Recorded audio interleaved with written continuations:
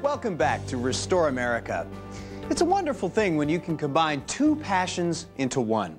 Well, we met a man in Massachusetts who was able to do just that.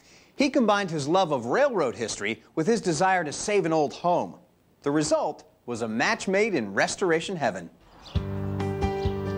Craig Della Penna works for the Rails to Trails Conservancy, an organization that turns old rail lines into public walking and biking trails.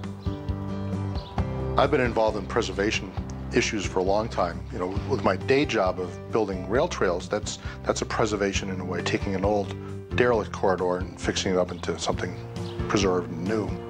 One of Craig's new preservation projects, though, is an 1,850 square foot farmhouse in Northampton, Massachusetts, located beside one of these trails. A house his wife Kathleen wanted no part of at first.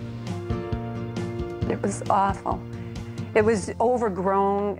I mean, some of the kids in the neighborhood said that they thought it was the haunted house, and that's exactly what it looked like.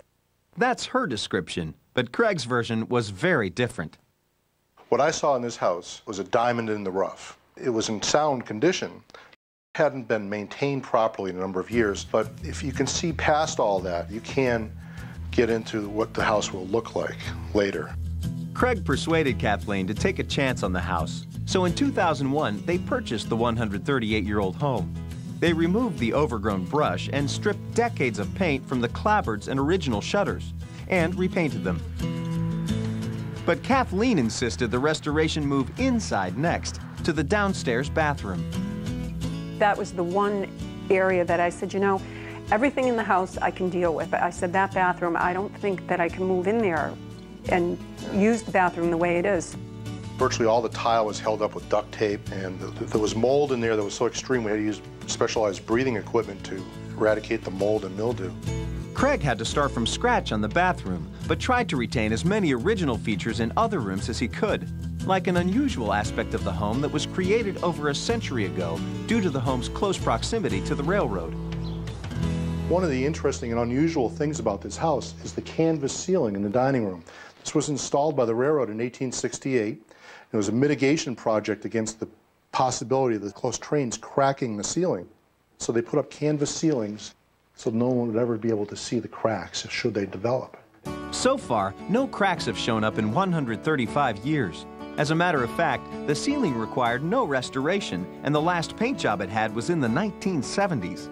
Other original features in the room weren't as easy to see, though, and even harder to save. The floors in the dining room had carpeting on them, and underneath the carpeting there was a black rubbery substance that was glued to the floor. So they had to sand the floor, but they had to sand the black stuff off the floor. Oh, it was a mess. The wood floors were exposed for their true beauty, but hidden secrets underneath the floors meant more work they hadn't bargained for. One of the interesting things about the rehab of this kitchen was when we pulled out the old kitchen sink, we discovered that everything that had went down the sink for about 30 years never really made it to the sewer. It actually leaked out through this hole into a pond that was created in the crawl space approximately 15 feet long by 2.5 inches deep. A surprise like that could have sent many homeowners packing, especially someone who wasn't crazy about the whole idea in the first place, someone like Kathleen. But she soon found the inspiration she needed to carry on. We couldn't tell whether we were making any progress or not, and one day we came home and there was this nice little note out on the front doorstep. Two of the neighbor kids had drawn a little picture and they said, "Your house is looking great already." And we thought, you know, if little kids can see that there's a change here, then we must be doing something. It was enough motivation for Kathleen to extend the restoration to include the gardens that no longer existed when they bought the house.